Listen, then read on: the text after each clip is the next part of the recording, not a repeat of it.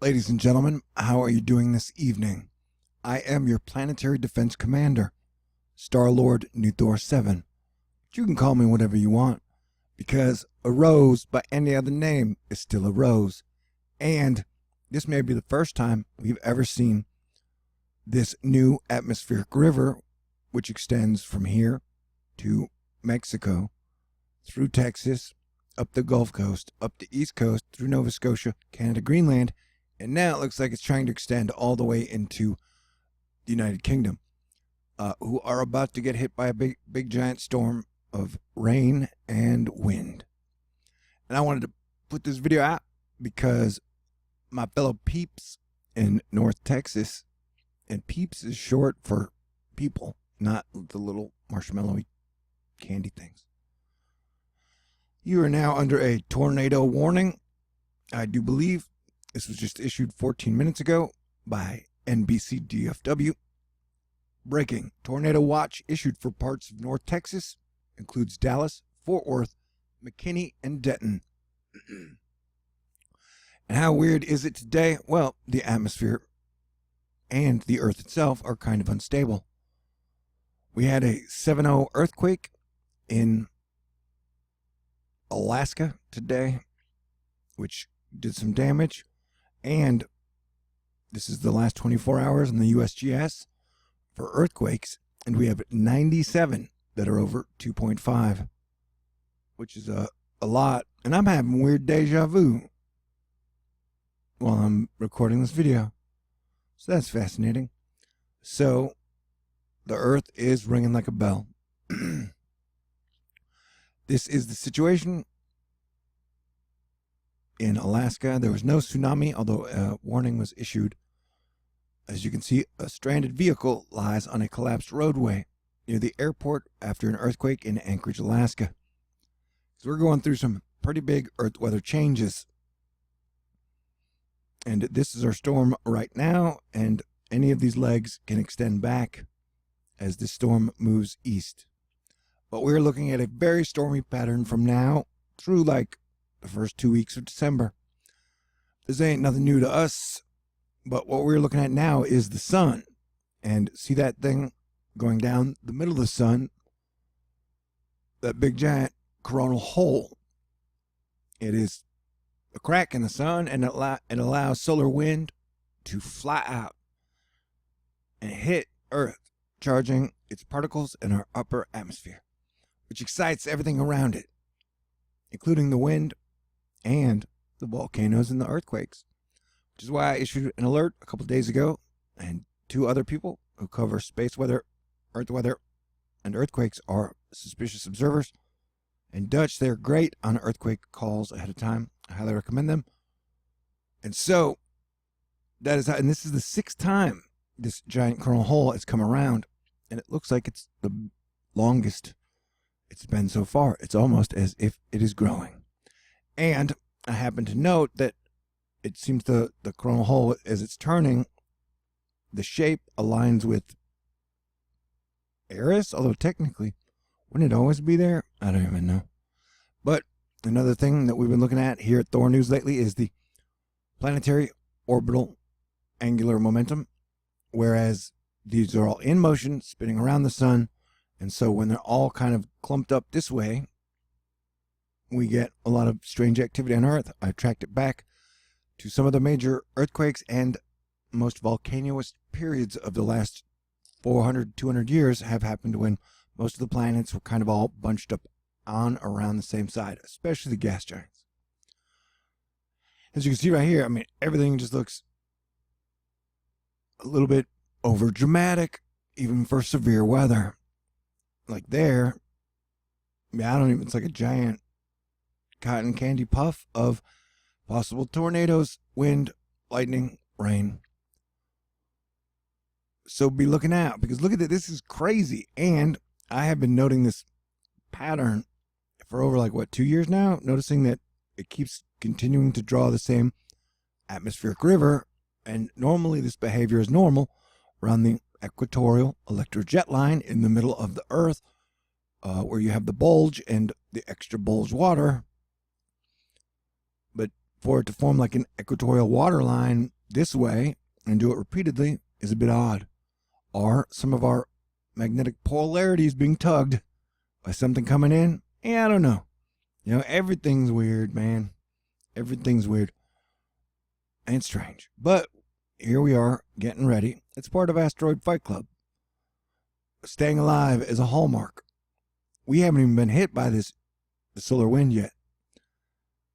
So once that hits, you know, we could see bigger earthquakes than the 7 over the next 3 to 4 day span. It is possible. And I'm noting this is the total precipitable water for the Atlantic. And look how, I mean, we're watching these. I watch these all the time. And this one is moving pretty fast. And as I said, the actual length of it is a bit troubling. And then it does these pulses where the actual moisture pulses in heavier variations of what it can put out. So this goes from like kind of a not very heavy rain to, though it shows signs of having the potential to have very heavy rain as it heads for the United Kingdom. Right now, we're taking a look at the Easter basket of severe weather crayons. And as you can see, there's some veritable action all over the United States. Contiguous 48 and even Alaska. Luckily, Hawaii, which in April had some major volcano and earthquake troubles, looks to be a bit calm at the moment. And here is the area, and I had mentioned before in the other video that I would probably drop back, I think, to here. And so, yeah, that area we're just watching. Nobody likes tornadoes. Denton, which is a great place. I went to UNT there twice in like the 90s, and then the 2010. I loved it both times. But they had a major tornado hit way back in the day. They even have a statue to it on the square. It's like a big black tornado. I remember when I was at school there also in 2008, I would look at it. I thought, wow, this is a great metaphor for the 2008 financial collapse. Okay, so this is the weather of the next 48 hours. And as someone who's been covering the weather for you guys for the last, very seriously for the last 4 years, because I noticed the sun was changing and the earth is changing with the sun, and that means volcanoes and earthquakes and landslides and mudslides and very odd weather behavior, that this is some of the most active as far as the nation getting a lot of rain coverage or sleet and snow over a 48-hour period. This is probably the most colorful I've ever seen this map. So everybody's going to be getting in on this action this weekend. So stay aware and turn around, don't drown. And if there's ice on the road, I sure as hell wouldn't drive unless you absolutely have to.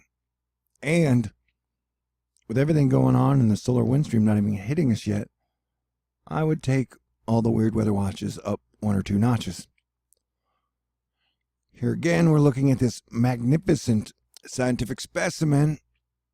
And, you know, maybe if all scientists, or 97% of them, weren't so focused on carbon all of the time, they would notice amazingly stuff like this. So the fact that this keeps repeating and is going to keep causing problems for areas in its wake.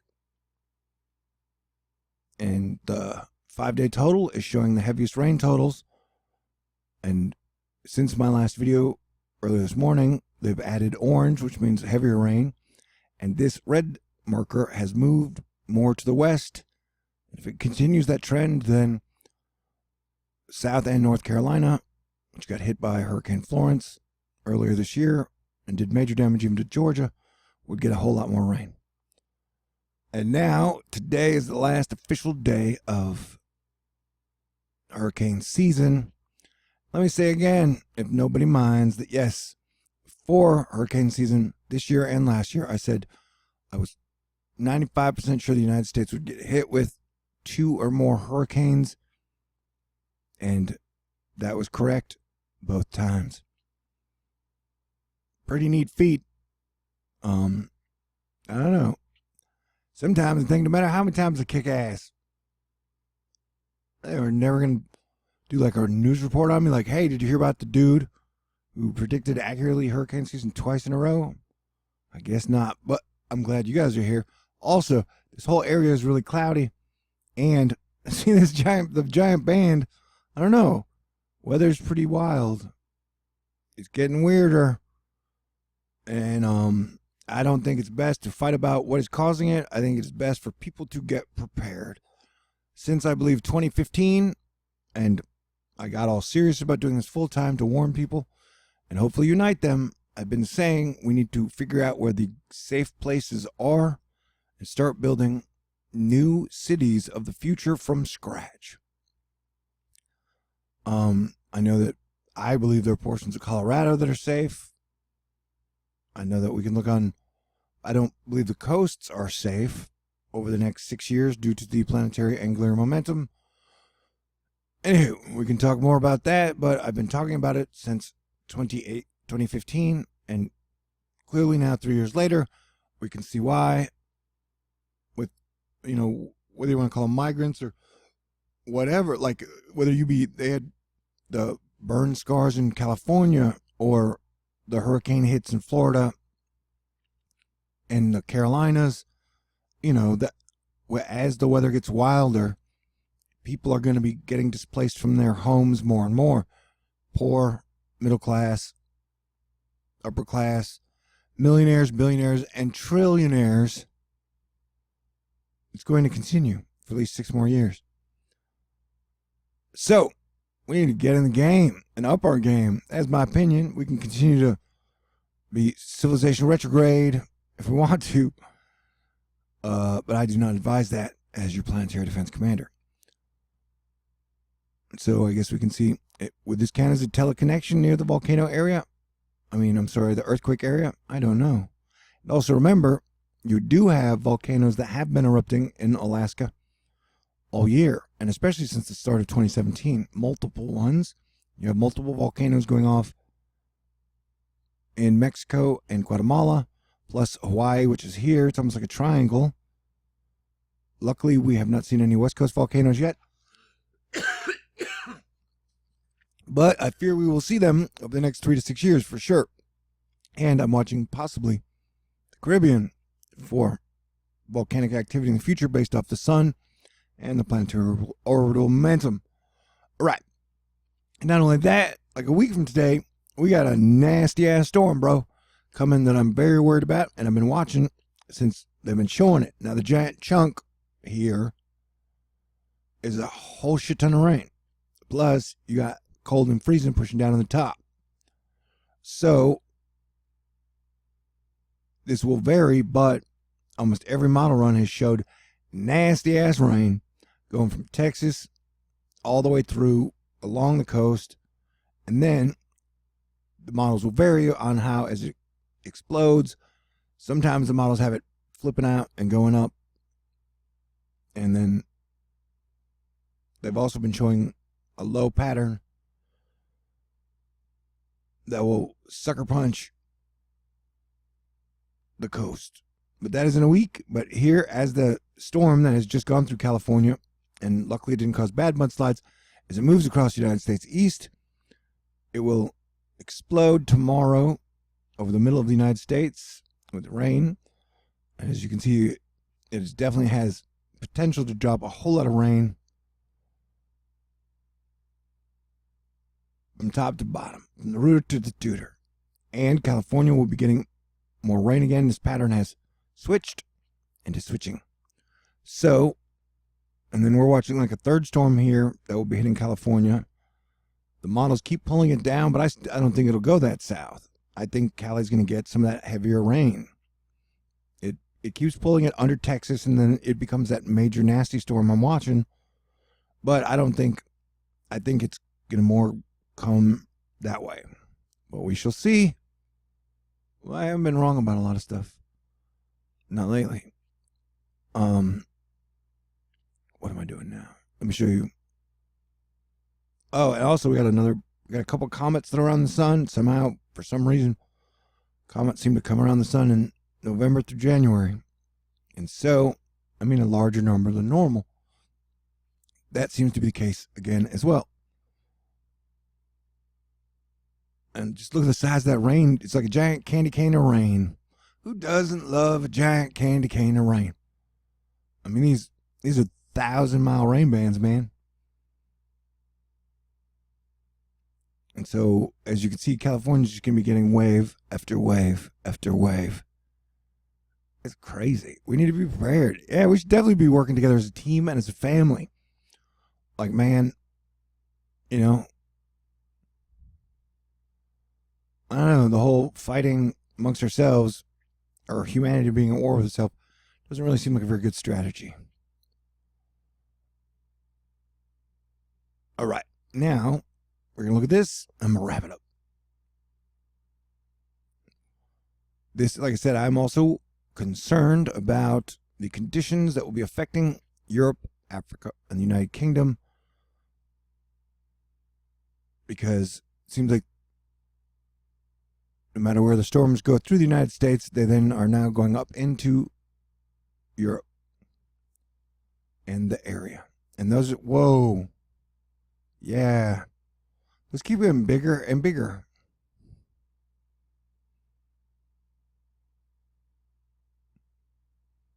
I'm silent. That doesn't, like, so there's basically your, you know, if us who did their science mainly on YouTube were ever taken seriously.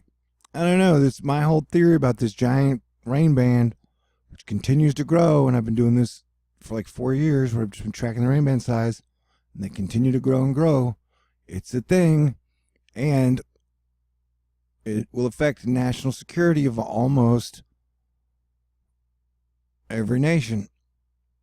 So it should be taken seriously instead of just screaming at each other with the bullhorn. Climate change, climate change. All right. Yeah, because those are some wild sizes. And unfortunately, people over the pond are going to be paying the price. We all will, really. So as I was mentioned earlier, here's the giant comet. This is Comet Wurtiden. It is a Christmas comet. Naked eye, it is predicted to be anywhere between a 3 and 4.5 magnitude. It's like a golf score. The lower the score, the better. And it is the 10th closest comet since 1950. 20 closest comet since recorded history. And comets are like magic cat flaming dirty snowballs. You never know what they're going to do. Never. So, it's interesting.